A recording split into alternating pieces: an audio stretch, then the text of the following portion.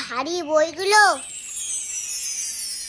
এই নাও ঠাকুর, আমার বইগুলো সব তুমি নিয়ে নাও, আর তোমার সব বিদ্যা বুদ্ধি আমার দিয়ে দাও, যাতে আমার পরীক্ষার আগে পড়তেই না হয়। আমার পড়তে একটু ভালো লাগে না, শুধু খেলতে ইচ্ছা করে, আর মা শুধু জোর করে করে পড়তে বসায়।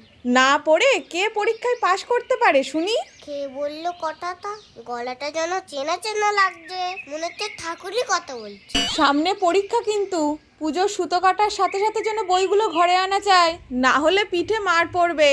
তুমিও এরকম বলছো? তোমার তো অনেক পাবার, আমাকে একটুখানি দিয়ে দেবে, তাহলে আমি এমনি এমনিই পাস করে যাবো। তাহলে আমার মার হাতে কিলচর খেতে হবে না।